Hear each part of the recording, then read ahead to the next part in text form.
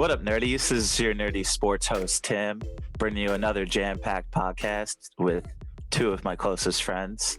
What's up, Scotty? How you doing, man? Hey Tim, how we doing? I'm doing all right. Doing good, man. You enjoyed that double overtime thriller last night? It was a great watch, but there were definitely some concerns as a fan. Sure. When your three-star players play, I don't know, 150 minutes or something, but they score 100 points and still lose to basically one guy, must be a little devastating.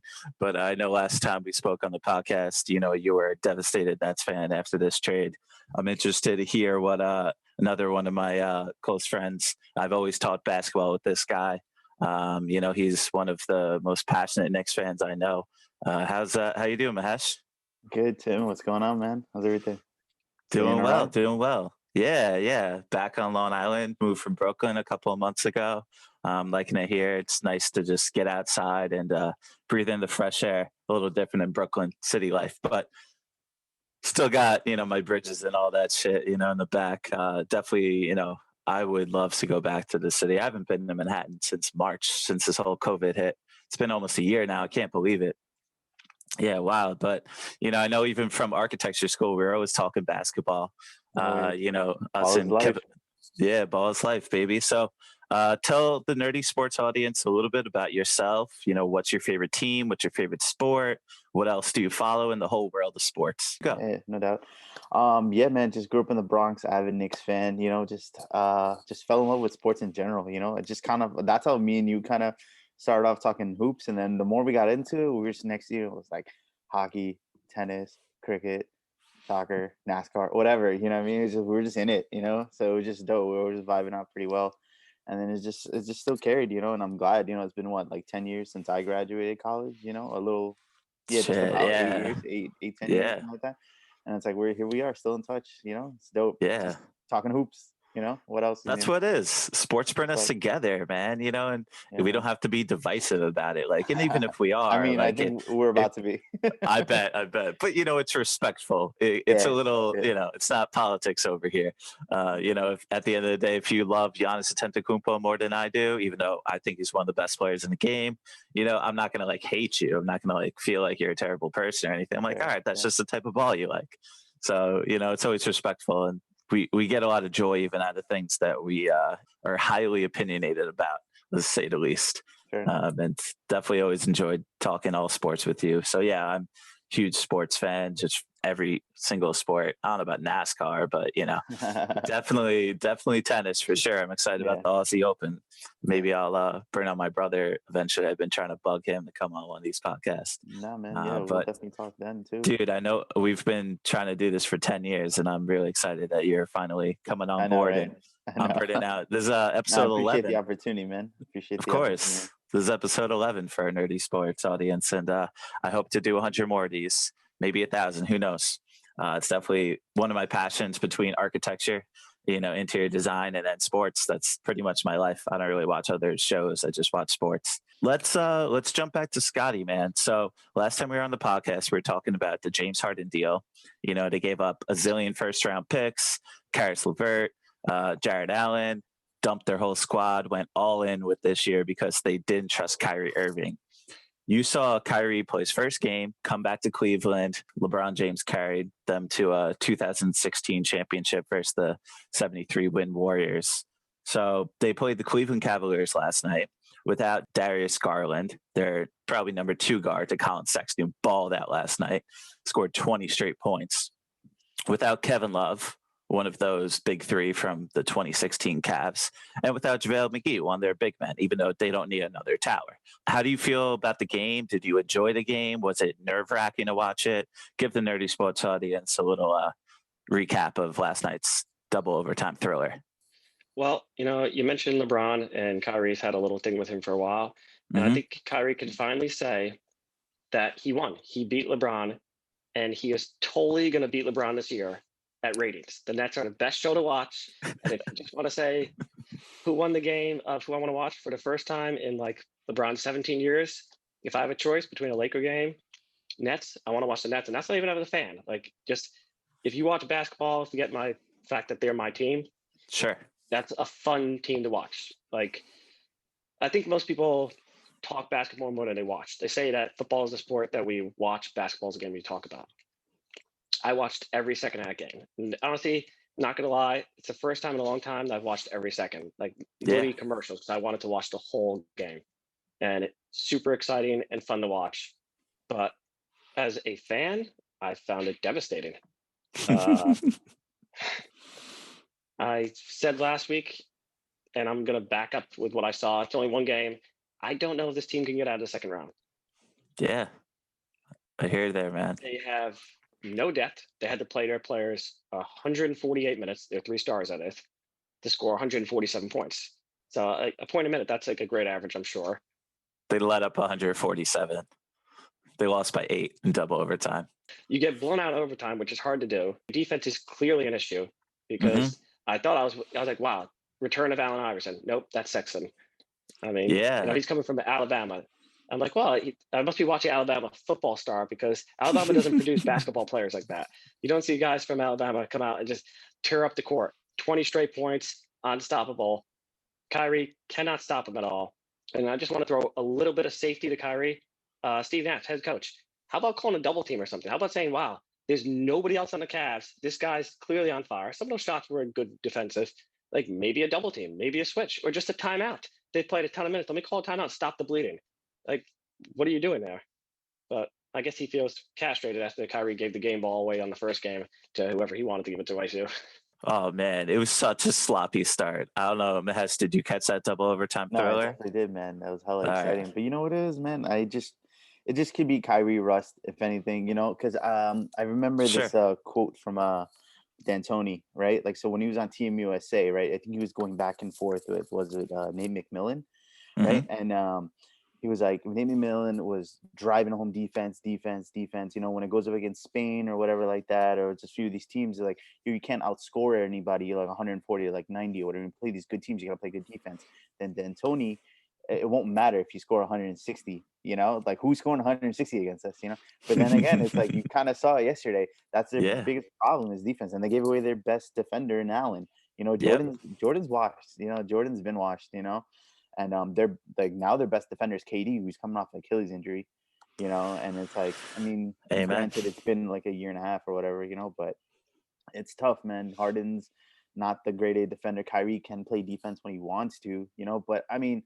Second round seems kind of likely, what's their but then again, I got in early, just in their hopes they were going to trade for James Harden. I got in early on Brooklyn to win the NBA title, 10-1 odds, so like 250 right now. So that's 4 times your bet. That's a wonderful bet. Yeah. That's not bad at all. I mean, honestly, I love this team. I said the exact same thing pretty much on our last podcast. Jared Allen, best defender. You lose him. Your biggest weakness was defense, and now all of a sudden you're worse. Kevin Durant had some nice blocks last night. I will say, like, between the 3 of them, they can get 30 any night. They could probably still get 30 each time. That's 90. You got to figure out what Bruce Brown. That's there. You can figure out TLC can maybe hit it up, even though he hasn't found a shot he can't, doesn't like. But what really hurts is Dinwiddie, man. If they had Dinwiddie, they would have been fine. I really feel like they would have been fine. That's like but the best part about this team, literally, is like they can always play 2 of these guys at the same time, no matter what. Figure it out. Just rotate them however you want. Figure it out. But I think they'll be more fine than not. It just might be a crazy Sexton game. Like, think about this. Like, they lost, yes. But dude had to go nuclear and score 20 straight, right? It's like, I mean, Texans the man like that. And I think it was a little more like a get-up game for Cleveland you saw Prince hit a 3 and he's going crazy, over it because, like, you just left the team and it felt a little nice for Jared Allen, I feel like he was always underappreciated in Brooklyn. Allen revenge game. He got some nasty blocks too. But Colin Sexton even blocked Kevin Durant. Like, that was unbelievable. I was glued into that game. And Scotty, you're 100% right. It's all about ratings right now. And I'm more interested in the Brooklyn Nets than any other team in sports right now. It's incredible. I just want to see what's going to happen. I won't necessarily root for their success or root against their success. I'm not like a major fan, but I'm just a fan of the game in general. And to see, the big 3, they had a fun 148 minutes, as you mentioned. They had 96 points, 24 rebounds, 23 assists.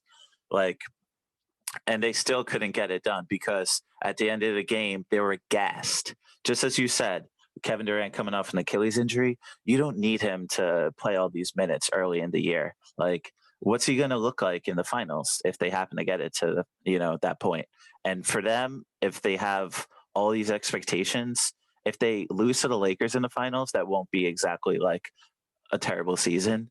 But if they lose to the Celtics or the 76ers or the Bucks or the Heat or the Pacers before they make it to the finals, like if one of those teams knock them out, that'll be devastating.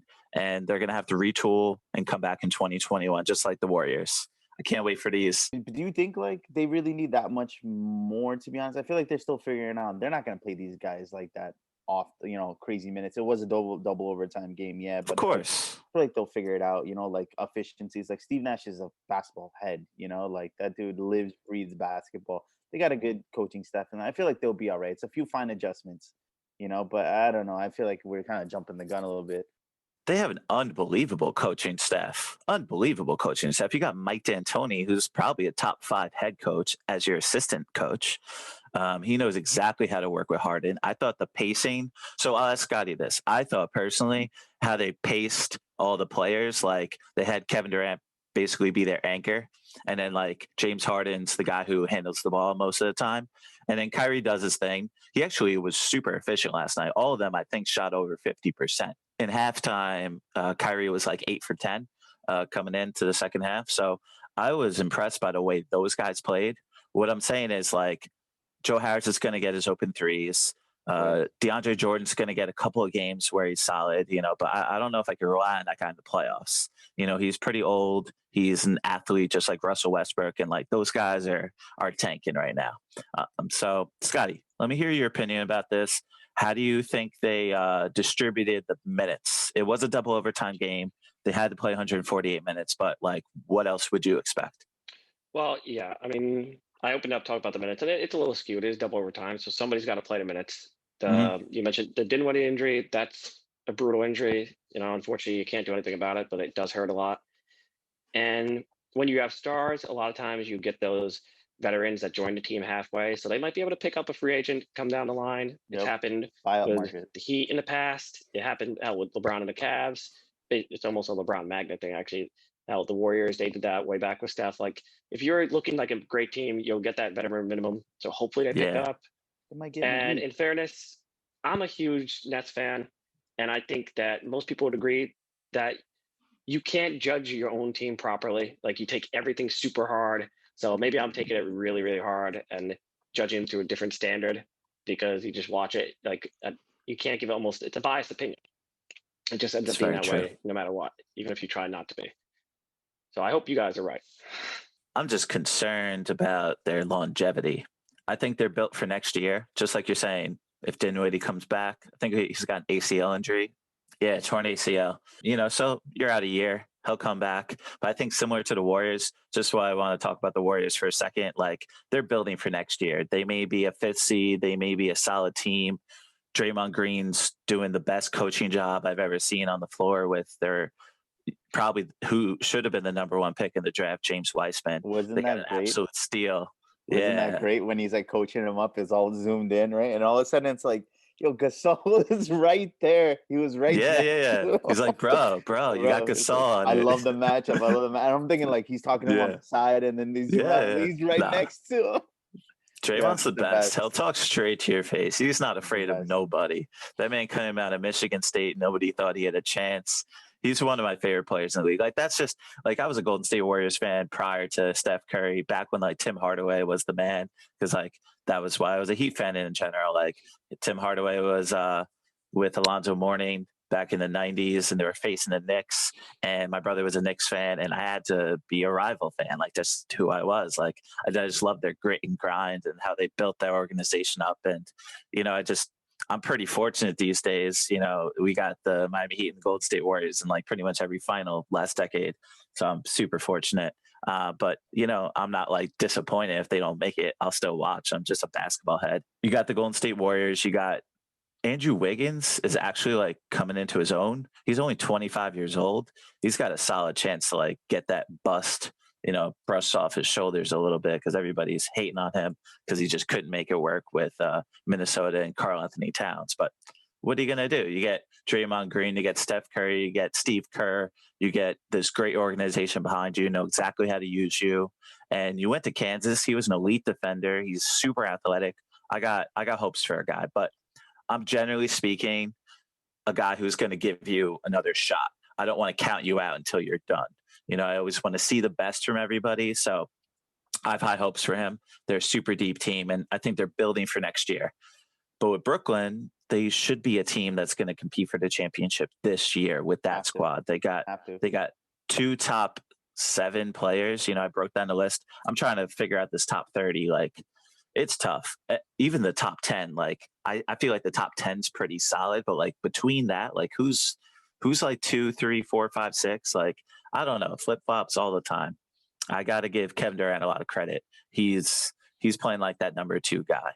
I'm really excited about him. So I'm curious, Mahesh, if you want to bring the Nerdy Sports audience into your New York Knicks culture. They finally got a good coach in Tom Thibodeau. Yes, they got a solid draft pick in Obi Toppin that finally, is healthy and back. He's not going to play a lot of minutes because Tom Thibodeau hates rookies, but I still think Tyrese Halliburton was the guy. How do you feel about the draft? How do you feel about the Knicks? While I agree, I did want Halliburton at the time. That's all good because he's shining out there. Obi's a solid pick, but Emmanuel Quickly, man, he's a solid player. He's coming in and he's getting more and more minutes, taking more and more minutes from Peyton. And yes, Tibbs is a guy who notoriously plays his vets and whatnot, but like overall, we're a pretty young team, and he's rotating guys pretty solidly. Like I love this team. It reminds me of that 2012, I think it was a 2011 team. I think it was. Yeah, they got to that second round, and we just had a mix of bunch of vets. Just a bunch of vets. It was just fun team to watch. Novak, J Kidd, freaking Rashid. It was just a fun little team.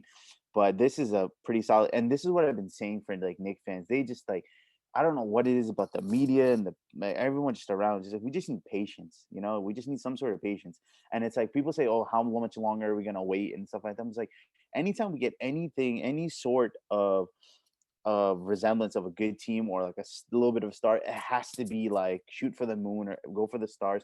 It's like, no, we just got to build it up, right? And that's literally what happened with the Anthony trade. I know I'm jumping around, but it's just so frustrating because we had such a good team prior to Anthony trade, and we could have just gotten him free agency, but we have to gut the team to do it, and that it kind of gives me Brooklyn vibes. But then again, they got 3 of the top 10 players in the league, so you can't even compare, But this team, man, like I really enjoy watching this team, and they're just overachieving. You know what it is like when Thibs demands, like when you're giving 10, he wants 11, right? And when you do 11, you buy in and you win.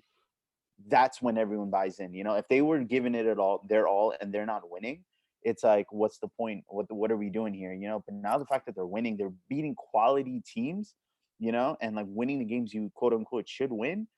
It's great. And occasionally you're gonna get these losses and stuff, but like I'm a big guy about culture, and like this is exactly why we can get into this another time. But like I just don't think Devin Booker's a winning player. Like whatever, that's another story. Everyone hypes him up or whatever. But it's like you've always been same thing with Karl Anthony Towns. Just like you're always around this losing culture, and it's just you can't be around that all the time. Knicks are just too used to that, and like they finally got a coach that are just demanding and just like understands your audience. And they're doing well. I'm pretty hyped up about it. Pretty excited. Hopefully, they don't get too hyped up with this. Oh, we're 500. All we need is a start. It's like no, stop.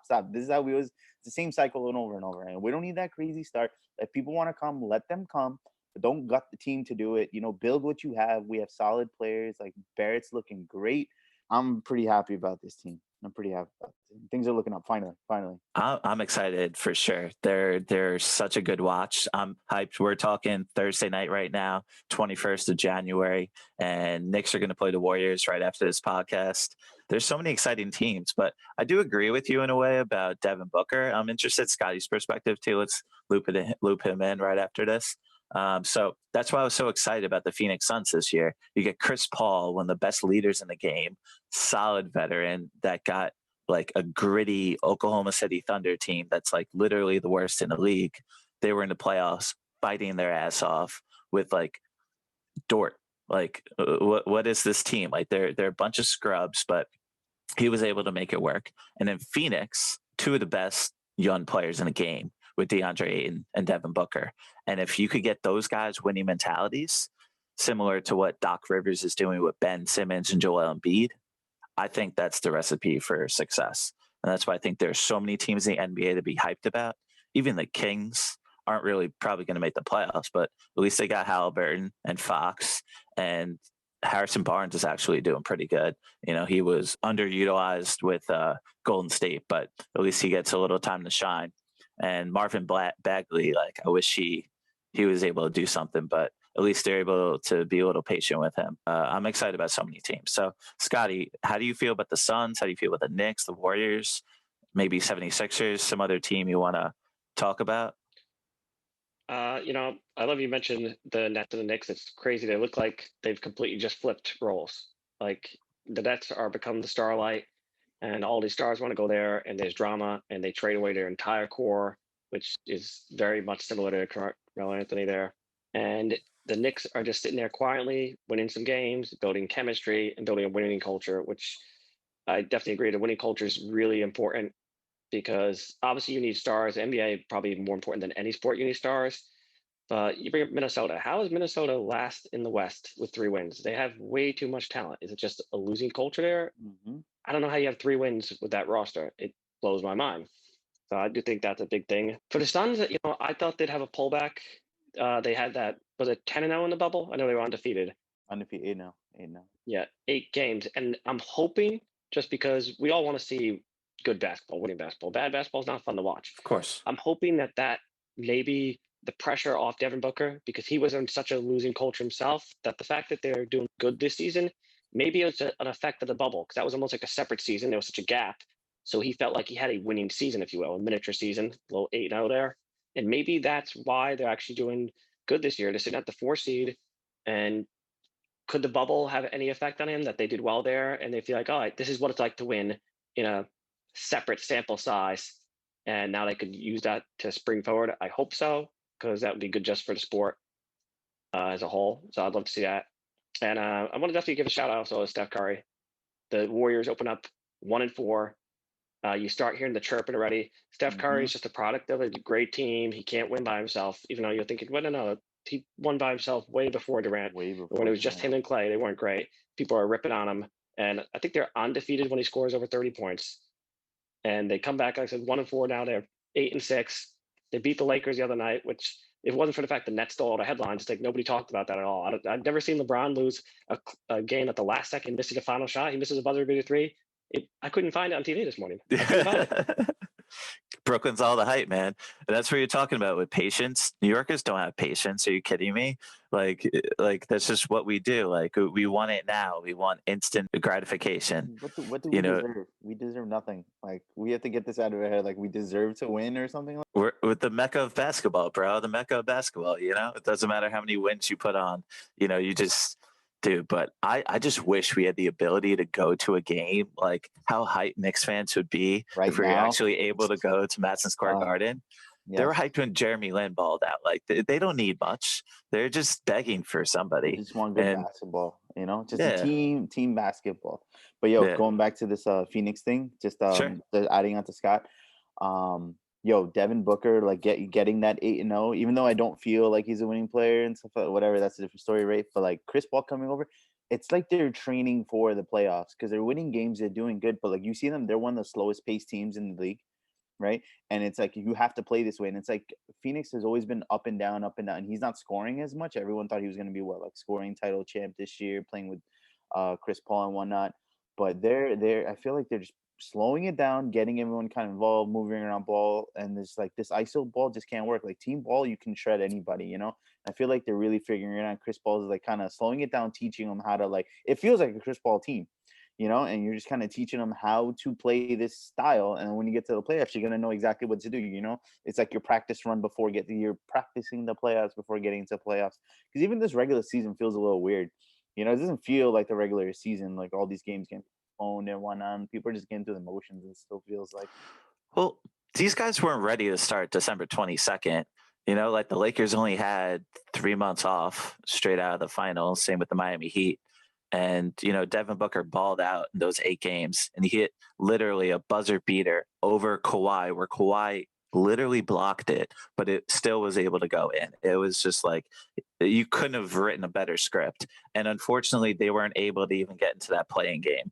It was between, I think, Blazers and the Grizzlies, where I'm like, geez, like if only the Suns could get in, and like the fact that they were even invited to the regular bubble. season. Win more games there in you the go. regular season. But that's it. They switched, complete switch after that, and then Chris Paul took over. That's why, like, he's one of the greatest point guards of all time. Like, I just want him to succeed in the playoffs so that people are going to see him at the end of his career and be like, okay, I see why everybody loves him so much. Because you look at all the analytics, and like he's like close to Magic Johnson, like every statistical category. It's unbelievable what this guy's done with his career. And all of a sudden he switches his diet and he goes from this pudgy guy to super lean. He's got this like Tom Brady like leanness to him right now. It's like diet. Yeah, exactly. You know how that rolls for sure. If only I could get on that one day, but who knows? Maybe. I just love my meat. But dude, I'm hyped about the Suns. I'll probably be hyped about them all season until the playoffs. But I'm really excited to see what they could do. All right, so we got Bucks Lakers tonight as well, and I'm trying to figure out this like top 10. And in the beginning of the season, I still think LeBron's the greatest player of the game. I think Anthony Davis has the ability to become the greatest player right now, purely based on his defense. But I was trying to break it down. I even left Steph Curry out of my top 5 last week when I was talking about it. Like, I just can't figure out like who really is better. But like, I just like to put together a list. Mahesh, who do you think are like the top players in the NBA? Who's your top 5? I mean, you're talking about like right now, or just like like balling out right now. Yeah, like even Nikola Jokic doesn't get any love, but this man's averaging a triple-double. If only Jamal Murray could bring that same, like we were talking about Devin Booker, if only Jamal Murray could bring that fire back, he's like a whole different player right now. Like a different player, right? And now he's back to normal right? Jamal Murray, 30 points, 30 points, 10 points, right? But, so disappointing. Yeah, just get into your top 10. I mean, you gotta have LeBron, AD in there, right? For sure. Has to be KD in there. Jokic has to be in there, right? Yeah. What's it called? Embiid's playing out of this world right now. Very true. You're just going through the list. I'm just like, how do you not have? I mean, Steph Curry not top 5. Kawhi. Yeah, that's fine. Kawhi, yeah. PG even brings up. I don't know if he's top 10 right now, but Steph is playing out of this world right now. Yeah. Harden, even though he's kind of like, fat Harden, even though it seemed though maybe he's wearing more bodysuits because now he's all slimmed out. He's all slimmed out all of a sudden. Like Harden's still Harden, So it's like, where do you put these guys? It's just league's in a good place right now. League's in a great place right now. Absolutely, super deep. Super deep. Tatum, all these teams.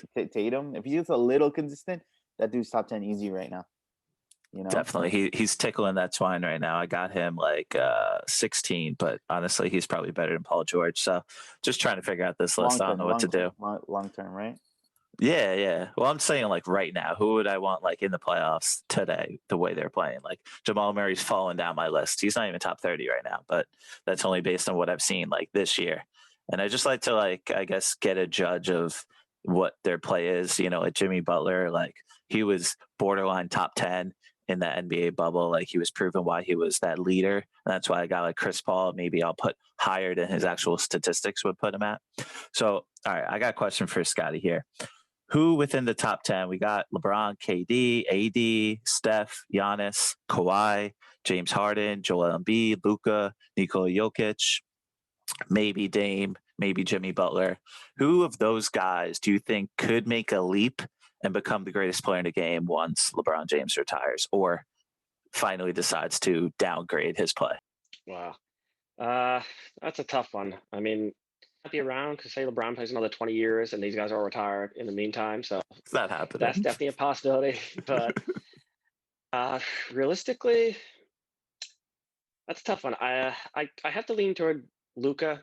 Yeah. I think partially also because sometimes the NBA and even the media itself has a way of pushing the agenda that way.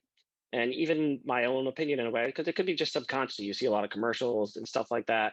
Last year you saw all about Zion Williams. Now you can't find him anywhere. It's like, well, that was fun for a year. We're moving on now. Where is he? And the Pelicans aren't near the playoffs, but yeah, I do feel like the NBA also kind of tends to not be a big man game. And the NBA is a highlight sport. People like to watch the NBA. People watch the NBA on Instagram, for example. Like it's a highlight sport. People love to watch highlights. They watch football games, Yeah. like we said earlier. Watch NBA highlights. So people like, it could be Kyrie or Dame Lillard or still Steph, like the smaller guys with the ball handling and the shots. That's just more fun. That pushes the agenda. But since I think LeBron still's got 2 more years of the best player, those players are starting to get a little older. And that's why I got to go with a younger guard. And when you look at the younger guards, I'm going to go with Luka. Yeah, I don't know where to rank Luka right now. Like, I want to see him with Kristaps a little bit more. Last podcast I had him in my top 6, and I'm like, wait, do I really think he's better than Steph Curry? Like, I don't know about that right now. Like, Steph's balling out, and so I'm really trying to figure out where to rank Luka right now. But in terms of long term, yeah, I agree with you there. Steph Curry's at the end of his career, and sad to say, but yeah, he's not going to last too much longer. He's too small to have a durable career like LeBron James. But Chris I Paul gotta has disagree proven with that that one. wrong. Yeah, that's what I'm saying. I was like, what? His Mesh, Steph's game is gonna age gracefully. He's a you're shooter. right. You're right. He's a shooter. He's not a guy who relies on athleticism. Like if Giannis's athleticism ever goes, he's gonna be done. Because he doesn't really have a mid-range game. Nah. He's trying to shoot the long ball. Like here and there. You could tell he's just hesitant about it. End of games. He doesn't want to shoot the ball. He doesn't. You just saw it the other day. But yeah, I don't know about that one. Like Steph will definitely like age gracefully, I would think, But what Scott was talking about, like a LeBron, 2 more. I just like as you guys are talking about LeBron, I just want to do like a turnaround fade on Milwaukee. I think it was on Middleton right now. It was insane. But like he has Yeah. like 2 years at least as like top player. And he's 36. It's crazy. So say if he plays till Unbelievable. 40, right? Like KD 31, 32, Harden 32. Like all these guys, like Steph's 29 or 30. I think he's 30. I think it's 31 or something. Yeah. Yeah, you know what I mean? It's like, what are we like 5 years from now? It's like all Yeah. these guys are going, like and they're gonna be at 36. Kobe was around 36 when he retired, right? So it's like, how will these guys like age gracefully unless you're an alien like LeBron? Absolutely insane. Like still just top 5. It's just unbelievable. But yeah, these young guys, like that's where it's at. Like Luka just feels like he has to be the guy that's gonna be the number 1 guy. I Because agree. like 20. You know what it was like? Him playing in Europe, just against like grown men and owning it. Yeah. And it feels a little Jordan-esque, of like those early seasons, like doing highlights, showing up, and then getting your ass kicked by those vet teams. Like just one-on-one, no KP, and went toe-to-toe with the Clippers, and then just big shot Truth. for big shot, and then got hurt. Just they're going at him, and he's just balling. And it's like, look, you got to put in your rounds, and like it's just like the league is yours. Your day will come. You just got to navigate this, and then you're gonna own it for 10 years. It's like Luka or no one. I agree there. Like, yeah, is Giannis really going to be able to keep up that physicality? Like, he's Shaquille O'Neal He is with Shaq. modern day, He's modern day Shaq. modern day Shaq, yeah. So I just maybe I'm too critical on Steph as a more of a passionate fan, someone that like, I just want the best for him. Just And prove you wrong.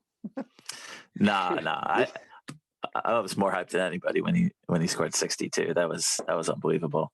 But like so many guys are going to be able to score 60 now. I have to disagree with Scotty a little bit in regards to it's not really a big man game. Maybe we don't want to see the big man succeed, but with basketball, the rim is 10 feet up. Giannis literally only has to be on his tippy toes to dunk. Like there's this little Instagram clip, of course, of him literally going up to bend the rim down, and he's like, he actually has to jump like an inch, and he's like, no, this rim's off. Like I always can grab the rim. Like he's just that big.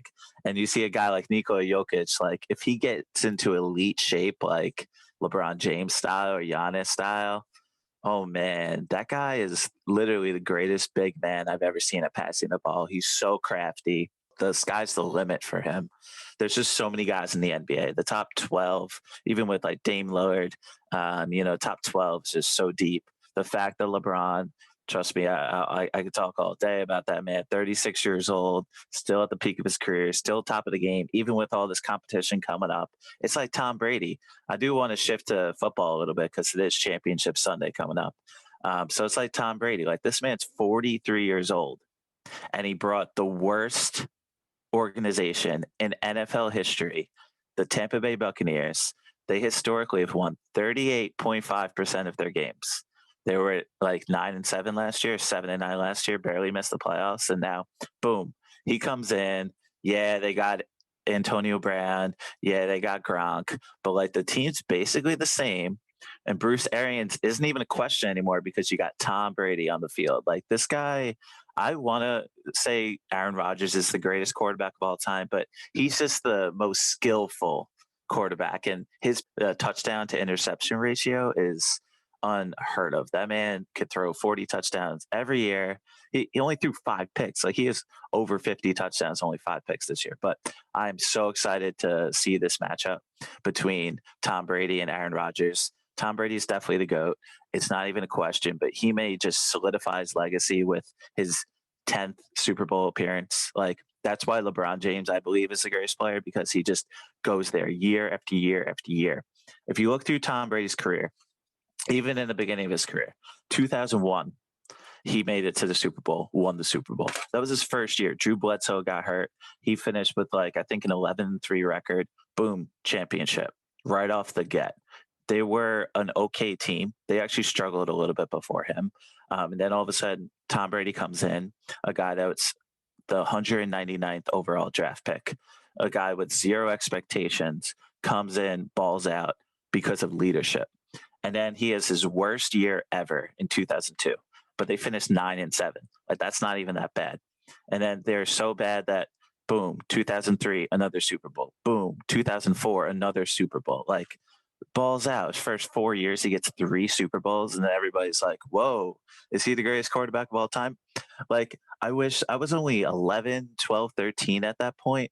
I wish I had a more veteran perspective as I do now, but looking back at those statistics, I'm just like, God damn, and he's still doing it. He's 43 years old. So let's loop Scotty in here.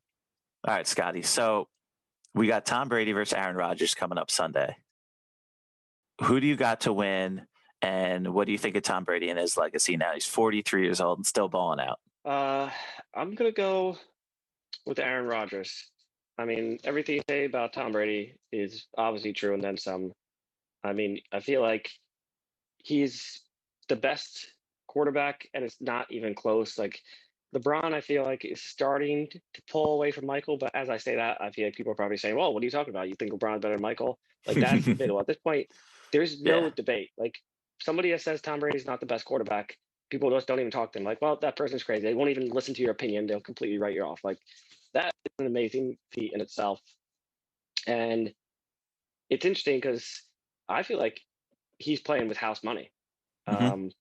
You know, like they overachieved. I know he probably thinking, well, I want to win the Super Bowl this year, but they overachieved. He completely destroyed Belichick in the divorce. As far as you look at where the Patriots were this year, they had 10 passing touchdowns as a team.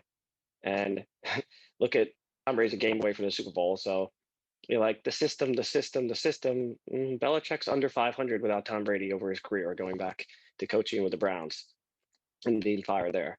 So that's ammo for him.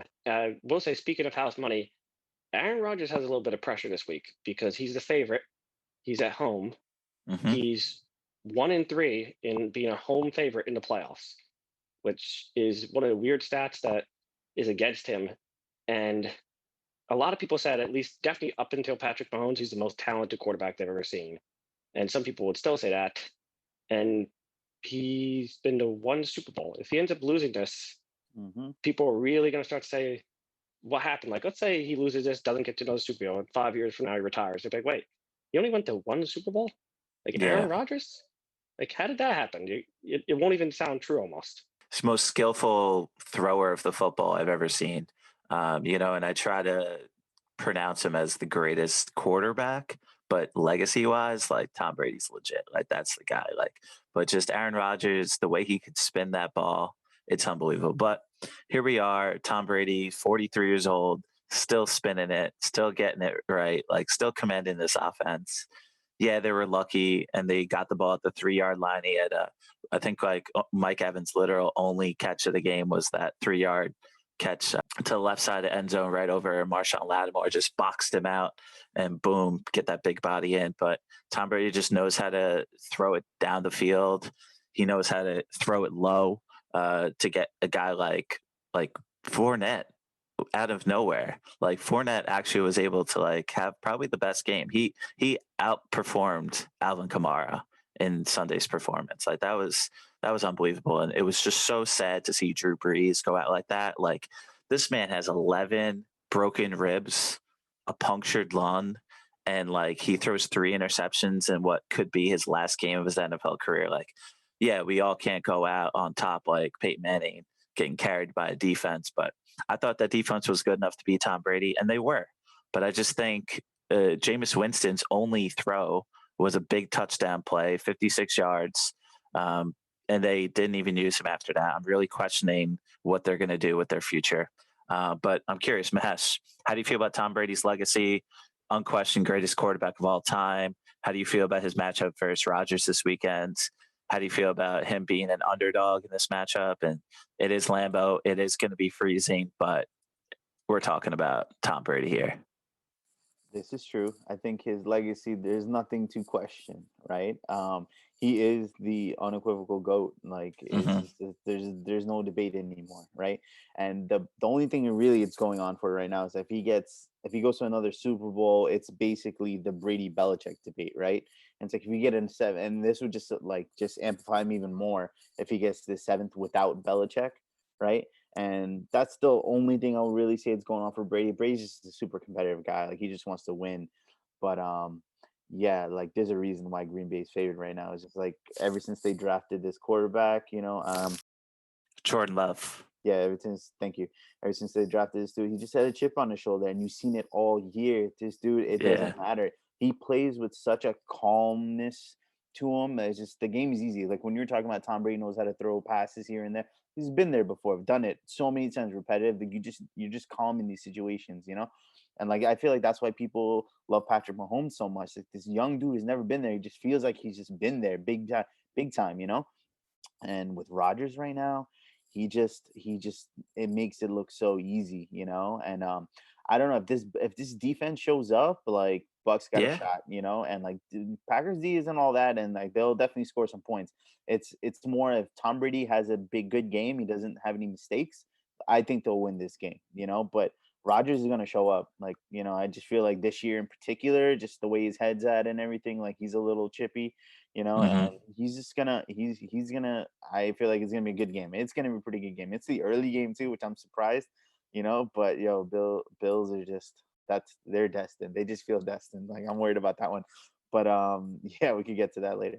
But yeah, man, like I really hope it's a good game. Brady knows what's up. Like I was listening to I think Romo on Romo's been great this year too, but he was on a podcast. I think it was with Greatest of all time. Romo's so legit, man. Romo's legit. I think he was on a podcast with Simmons, and like just the way he talks, that he just knows. Yeah, and he was saying, "Look, man, I'm just Brady's just figuring it out, and watch as the season goes along, he's gonna get more and more comfortable." And you just saw it the last 4 games. Dude's been on fire, absolute fire. So I'm really hoping for a good game. I really like that Fournette that they weren't using him at all because he's always been like a 250 carry, bruising back, and like he only had like 100 carries, and now he's like fresh, and then like use him, and they got plenty of weapons, plethora of weapons, 2 tight ends, 3 wideouts, and the defense just has to show up. They're just very it's what the Bucks have always been, right? They're just this impatient team who always gets penalties, and if they just clean it up a little bit, like they could take it as far as they want to, like that's really where it's at. Like Green Bay has flaws, Kansas City has flaws, no matter how elite that offense is, and same thing with Bills last 2 games, they haven't really been playing well. I mean, you can say that for everybody. The Bills haven't really been playing well, but it seems like that's who they are. But the Bucks, it really just feels like if they just clean it up, like they have the overall best team, that could be debatable, I suppose. But I feel like they just make their own mistakes. They hurt themselves more than anything. If they just clean it up, they're fine. I feel like they're gonna roll. They're gonna roll. Yeah, I agree with you for sure. It's so hard to bet against Tom Brady. Like I feel like I literally lose every single time I ever bet against this guy. The only time I actually won money is when the Philadelphia Eagles were able to beat them in the Super Bowl.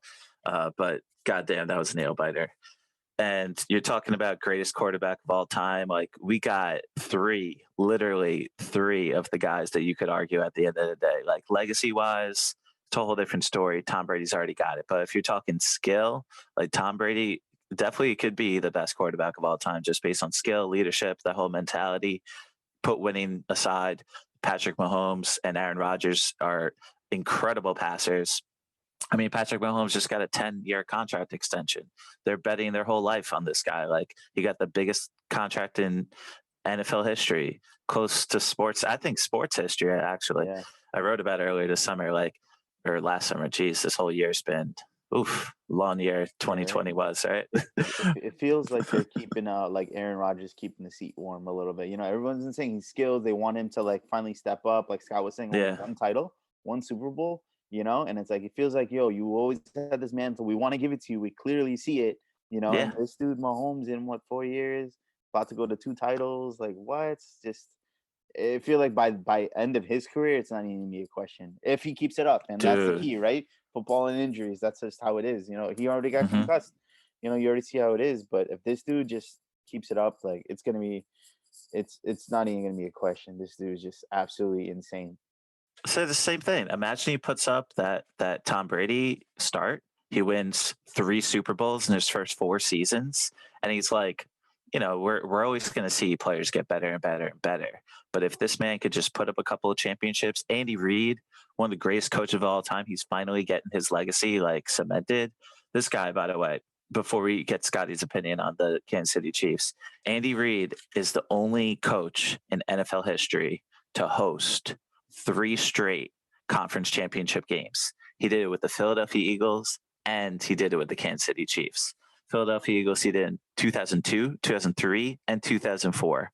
Those years when Tom Brady balled out. And then Kansas City Chiefs past 3 years, 2018, 2019, 2020. All of a sudden you got Patrick Mahomes, Donovan McNabb, 2 amazing quarterbacks, and he's like Andy Reid's one of the best like offensive minds in the game, literally in the history of football. So I'm still betting on the Kansas City Chiefs, but there's literally not one outcome that's not going to be amazing Super Bowl, and there's not one team that I could be like completely shocked if they win. Same with like the Buffalo Bills. Like I want to count them out because Josh Allen, that man's going to lose a fumble eventually, but they have that pace and space offense just like the Kansas City Chiefs. They could compete. These 2 games can go a multitude of ways. I feel like all 4 of these teams can score and score and score. And then when you're talking about the Tampa Bay Buccaneers, you got Ronald Jones and you got Leonard Fournette, pound, right down the Green Bay Packers' throat. It's going to be cold. You don't want to throw a million times. Your hands are going to be broken at the end of the game. Every single pass hurts. And if you get both these guys, get 15, 16 carries, and Tom Brady, all he needs is 200 yards, just as he did to beat the New Orleans Saints. So I'm interested. Scotty, let's bring this to you.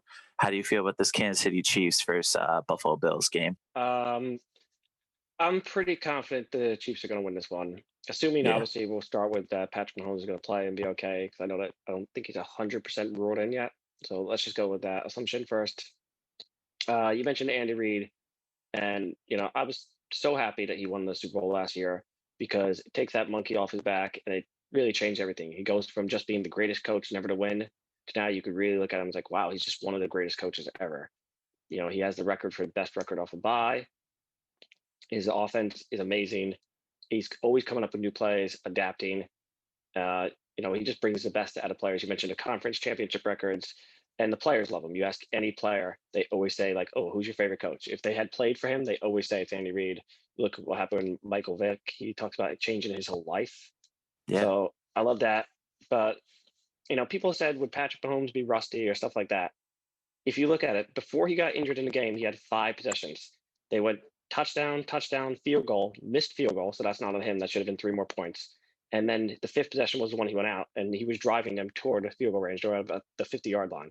I know the Browns defense is bad, but if that's rusty, I would like to see how he's going to play this week with no rust. Throw in the fact that the Bills can't rush at all. I understand that Baltimore is a better defense than Kansas City, but they had one rush attempt against Baltimore in the first half. Mhm. They said Josh Allen carry us, and he gave them 3 offensive points in the first half. So that's not a great sign. Dude, if it wasn't for that pick six, like, of course, Lamar Jackson had to throw that pick. Every single playoff game, this guy's got to throw a pick. I thought, like, they could finally get it in, but they're going for a tie 10-10 if he just gets that touchdown. And I feel like he had opportunity to run it in right there. Like, you're one of the greatest running backs in the game, even though you are a quarterback. Like, trust your legs. Like, yet this guy, like, even when the wind is pushing the ball against him and he sees that, like, Josh Allen with the best cannon in the game can't like actually connect with Diggs deep. He still tries to zip it in because he has faith. He has blind faith. But both those guys are completely flawed, Lamar Jackson and Josh Allen. But, they're pretty young. Crazy enough, Patrick Mahomes, I'm only concerned about him with his toe. If you watched him after he hurt his toe, he was gingerly walking down the field, and unfortunately he got that concussion or choked out, whatever happened to him. I'm so glad he's okay. But at least he wasn't knocked out like Nate Robinson with that Jake Paul fight. that was ridiculous, man. But so Mahesh, I know you were talking about the Buffalo Bills a little bit. Do you really think they can win the Super Bowl? Yeah, man, they just feel like a team of destiny, don't they? It's like they I love it because like their whole mentality is like the scrappy little team, like, oh, you don't think we're gonna step up? Like, all right, let's go, let's just go, and then like I'll just outscore you. It don't matter, and it's like that Baltimore game, that first half was horrible, and then they just kind of came back, and it's like they got that bad game out their system. It just feels like they just got that bad game out their system. Because it's just kind of wild, man. It's like Diggs just goes deep and Allen throws it up, and he just like, you're like, where's it going? And all of a sudden, Diggs scores a 60-yard touchdown, 70-yard touchdown. Happens week after week, and they just got a nice team. They just have a nice team, and this is just balling. He's just like a mobile guy who likes to get hit. Is just Ben Roethlisberger light with a better arm, like whatever, But Preach. let's see. And what you said, biggest cannon in the game. Let's see what Pat Mahomes has to say about that this week. Absolutely, dude. Both guys could throw 80 yards. Like, I just think Josh Allen like actually has more power. Like Patrick Mahomes, dude, he's got that zip. He's got that sidearm. He's got that baseball throw. If only like it's like Russell Wilson if he was like a big guy. But yeah, nobody's bigger than Josh Allen. Nobody's gonna run it down your throat like Josh Allen. Like, I'm so hyped for both of these games. It's such a great matchup of. You got AFC, you got 2 of the youngest quarterbacks in the game. Could be 24, 25, yeah. Yeah, it could be the 2 best quarterbacks in the game, once Tom Brady decides to retire, whenever that happens. But same with LeBron. Like, dude, are these guys ever going to fall off their crown? Are they ever going to, like, pass the baton and give it to somebody else? Like, same with Aaron Rodgers seeing Jordan Love. I think Tom Brady sees Patrick Mahomes. He gets any sort of, chip on his shoulder. He sees Patrick Mahomes. He's like, you know what? Here's a reason for me to prove you guys wrong. Like, I'm sure he wants Patrick Mahomes in the championship if he could pick, just to go head to head. He loves those head to head matchups just to prove everybody wrong. Even people, he got 3 championships in his first 4 years and people are still counting him out. He's still doing it, man. Geez, like this guy won again in 2014, 2016, 2018. Could he win in 2020? Like, who knows? 7th championship for him. That would be incredible. I cannot wait, man. That's insane. 10 years apart between titles and like basically two primes. That's it. Yeah. And then everything in between was what? 11-5, 12-4, 11-5, 12-4.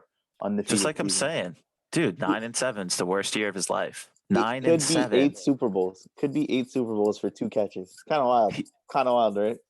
Yeah. I can't believe that the Eagles almost beat them twice. The Giants did beat them twice. Like, oh my God. And yet, oh my God, the Eagles, I'm so glad. Let's not even talk about them. Let's not bring any negativity into this podcast. Let's talk about the greatest quarterbacks in the game, greatest teams in the game. I'm rooting for Andy Reid. I still think the Chiefs got it. So, Mahesh, you got the Bills? You got the Bills to win the championship? I got the Chiefs. I just think the Bills no. Bill seems like the team of destiny, but I can't go against the Chiefs. And I just think the Bucks are going to take it. Bring it out, man. Bucks are going to take it. Bucks Chiefs. And Bucks win? Yeah, man. Bucks Chiefs. Yeah, for sure. Brady wins 7th championship. I'm not even worried about the cold, man. Brady's played in the cold. They got heated sidelines. They're fine. It's just cold. I got you. It's just cold. I got you. Maybe those Tampa boys, though. I don't know about Godwin and Evans, but they'll be all right. They'll be fine. They'll be fine. If it's Mahomes versus Brady in the Super Bowl, who do you got? It's the Chiefs all day. You already know. Come on, man. Like All right. it's no stopping it, man. It's like those guys just know. Like Bucks make too many mistakes and Mahomes doesn't. You know, it's simple as that. Yeah. It's just really simple as that. I got the Packers versus the Chiefs. Chiefs to win the championship, but betting against Tom Brady sucks, man. Dude, I keep counting this guy out, man. And I can't believe I thought Drew Brees was going to be able to do it. I just thought they would. Been pretty fringe all year, man. I know. They're just like the Steelers. I just had hope. I'm like, I got to get my preseason mentality out. I got to have a clean slate each week. Steelers had the softest schedule all year. And then when they finally played teams, they were just losing left and right. You know, Juju guys stop dancing. Juju guys stop dancing. Yeah, maybe he'll learn next year. We'll see. Right. Big Ben retires. So what do you think? So we got Phil Rivers retired. Drew Brees probably going to retire. Big Ben probably going to retire. How do you feel? Drew Brees? No, his wife came out today and was like talking about his injuries, but he didn't officially say it, unless I misread. I don't know. I think I didn't even look at Winston Jameis. He even said to Winston, like, "It's your team now." He did. He did say that. Absolutely. So, Scotty, who do you think is going to win the Super Bowl? You got the Kansas City Chiefs versus the Green Bay Packers. Is that how you feel?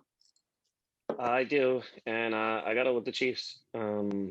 Yeah. You know, they just look too good. You look at the last 2 seasons and arguably 3 seasons. You look at that offsides penalty on I think it was Jones. Like, they don't get that. They beat the Patriots to go to the Super Bowl. They probably win that one because I don't think the Rams were that good that year. Like, they're already on basically a mini dynasty. Mm-hmm. I mean, Patrick Mahomes is a 107 quarterback rate in the playoffs. Like, they just look unstoppable right now. Take out the game he missed in the final season, he sat for rest. They've lost 1 game in their last, I think they're 23 and 24 in his last 24 starts. Insane. So I really hope I've been saying it all year. Bring Andy Reid another championship. Like, I'm rooting for this team hard. I'm scared of the Bills. My brother's been telling me Bills are going to win. Bills are going to win for since week 8. Same my friend Chris. He's like, dude, I'm putting all my money on the Bills, and I see it. But if I have a clean slate perspective, the Bills have looked pretty shitty the past 2 games. Even with the Colts win, the Colts played really, really good football. They played good. If Pat Mahomes is healthy enough and he's able to run, he's only projected to get 18 rushing yards this game because that big toe. But that's a big factor. If you're not able to plant, but he's just got that shiftiness where I feel like he doesn't really need to step into throws. He could kind of just throw off his back foot. Same with Aaron Rodgers. I'm going to bet on those 2 guys, but like I said, geez, I don't feel good about it. Talking about the GOAT, talking about Tom Brady losing, but I just you're really going to bring the Bucks to the Super Bowl, first year with the team. I think that's just crazy, but we shall see. Anything else you guys want to talk about Championship Sunday? Just excited for a bunch of 2 really good games. 2 really good games. It's going to be nice. It's going to be a nice day of football. Yeah, I'm hyped, man, too. As a fan, I think we're lucky. If you look at the possibility of matchups, Tom Brady versus Mahomes, it would be amazing. Rodgers versus Mahomes would be amazing. Even Josh Allen, if he gets there, you could look at it as is this maybe the 2nd or 3rd most talented young quarterback? You look at quarterback ratings just this year. PPF has them all in the top 5, with the only outlier being Deshaun Watson, and that just says how bad are the Texans if you're the top 5 quarterback and you end as the 3rd worst team. Might come to the Jets. You think so? Yeah, let's finish this off with a little Deshaun Watson. As Dabo Sweeney says, the Michael Jordan of football. So, Mahesh, you're a Jets fan? Yeah, I'm a Jets fan. I'm a Jets fan. But man, I feel so awful for this dude, doesn't it? Right? Trade away Nuke. Bill O'Brien absolutely shredded this team. As a Jet fan, I am hopeful and I want to believe in Darnold, but I don't think that's gonna happen. But if I could give him 2 and a few more things, yeah, Watson, I'll take it. We have a lot more steady team. Our O-line is great. Defense is all right. We got a good offensive weapons. Deshaun will really elevate the team. But if I was the Texans, I just get all my assets back from Miami, and see roll with Tua, see what happens, get some players with them and see what happens, but get all your picks back but they just been gutted, so that's I feel like the move. What I've been hearing is like either Miami or the Jets. I would love to have Watson. He's still crazy young, but man, poor guy, dude, unreal. Like they're just absolutely destroying this guy's career right now. And it's universal. Like no one's even like kind of iffy, about it. Like 50-50, like, oh, maybe it could have been one way or another. Just everyone's in full unison about this. Is, dude, get out of Houston. They're ruining your career. Yeah, yeah. We're all about player empowerment, even with the NFL now. I kind of love it. At the end of the day, Tom Brady has proven this. Coaching's really important. Andy Reid's making a major difference in Patrick Mahomes' career, but you still need that skill. You still need the players to make it happen. If you don't have Patrick Mahomes, you're not winning that championship. If you don't have Tom Brady, you're not winning that championship. It's not too often that you can make a Super Bowl run with a mediocre quarterback unless you have an amazing defense like the Giants have proven in those 2 Super Bowl wins versus the New England Patriots, where you could be a team with Tom Brady and Randy Moss, literally go undefeated, and you just got O.C. Umenyiora, you got Michael Strahan, you got Justin Tuck, you got defensive line just going to penetrate you. So how about this, Scotty? Who do you think's the best defensive line in the game? And if you want to talk about Watson after that, how do you feel about Watson going to the Jets or Miami, or do you have another organization he's going to go to? For defensive line, wow. I wanted to say Washington, but I want to say they almost slightly disappointed me against the Bucs. I don't want to just throw it on one game. I thought they'd give Tom Brady more pressure than that, but they're definitely up there. It's hard to overlook the Rams. I know they just got blown out, but it was clear after you were watching it that Aaron Donald was not hurt. healthy. Yeah, so sad. That's got to be up there, and that is definitely that's maybe the only path outside of having a top 5 quarterback to win a Super Bowl is to have a dominant defensive line. That's occasionally you see that team, and you mentioned the Giants, that could sneak their way somehow into a Super Bowl. Warren Sapp with the Bucs, because they just have a defensive line that can just destroy an MVP on the other side. It doesn't matter who's on the other side. It's not the easiest way to win a Super Bowl, but it's the possible way. Even Von Miller they did it really. Everybody says Peyton Manning, but that was defensive team. So if you could just get that unstoppable line, you could win a Super Bowl just with a line. If they're really, really good. As far as Watson, like I mentioned, Pro Football Focus has him ranked 3rd. He was 2nd in quarterback rating on regular ratings. So depending, even QBR, which is his lowest ranking, he ranks 12th. And you're on the 3rd worst team. You mentioned they have a pastor running the team, which is an interesting choice. It's not getting the team into heaven. That's crazy, right? Didn't that guy come from New England? Right? He's jumped over the place. He did stop in New England. He's been to a couple places, but he must be praying to God now. I'll tell you that much. Normally in the NFL, the beauty of the NFL is you could just turn your team around in a season. Look at the Dolphins.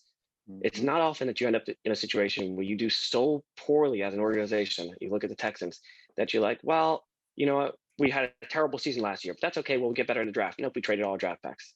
Well, that's okay. We have tons of cap room like the Jets or the Jaguars. Nope, we have no cap room because we signed an overpriced contract for running back, and we traded away all our draft picks, 2 first-rounders for a left tackle, and good and all, but like they destroyed it on so many levels that they could be in the gutter for 2-3 years. And normally in the NFL, that you could turn things around. Like I said, they put themselves in the impossible situation of being stuck, being bad for a long time. And they've alienated a lot of players in the league. You're hearing rumors of off the field stuff that's really upsetting players that don't want to go there. I mean, wow, they messed up so bad, but so bad. It feels like it could take years to recover. I agree with you there, man. It's tough. You can't gut your team and expect them to, flip the switch that quick. It takes a long time to build greatness. And the NFL, where they want to defeat these number 1 ranked teams, if you win your division, you have to play all the other teams that win their division. So it just makes it more difficult to come out and have a winning record. But, if you got that talent, you're going to make it happen. Tom Brady's proven it. hopefully Patrick Mahomes is able to prove it. And hopefully Deshaun Watson, who I think is the second best quarterback in the game of all the young crew, I think he's better than Lamar Jackson, Kyler Murray, Tua Tagovailoa, Josh Allen. I think he's better than all of them. Second to Patrick Mahomes, I got Deshaun Watson. I want him to be with a winning organization. And I so Mahesh, before we tune out, how do you feel about the new Jets head coach? How do you feel about the future of the Jets? They just signed defensive coordinator from the San Francisco 49ers, a guy that was able to carry them to the Super Bowl last year.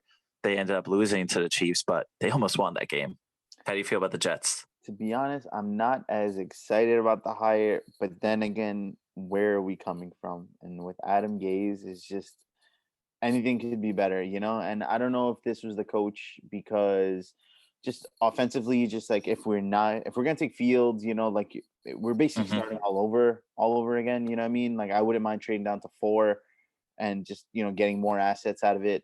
If we're gonna stick with Darnold, but doesn't seem likely, or just go with Watson if you're gonna hire a defensive-minded head coach like this, But just for developmental of Darnold, if this is our guy, which I've seen signs of, I've seen him polished. I can see him make throws and he makes good decisions at times, but just sometimes he just doesn't have it. It just hurts to see these other quarterbacks in this draft. We're about to see one this weekend, right? It's like, come on, again. It's like Brady 1 year, and now you get Josh Allen this year. It's just, let's see what happens. I'm not crazy about it, but anything better than Gase. Anyone better? Anyone except Gase. So I'm excited, but let's see. Even though our team, we have the toughest schedule, by the way. Everyone's always dogging the Jets. We've played pretty competitively, and we were tanking a few games. I'm not gonna lie. Like that Raider game, that's it's pretty obvious. That was pretty obvious. But yeah, truth. I like our team. I see the potential. Defense is solid. I love our playmakers, pretty solid. But yeah, we just want that quarterback. Just trade it all for Watson. It just makes sense. Just do it. I hear you, man.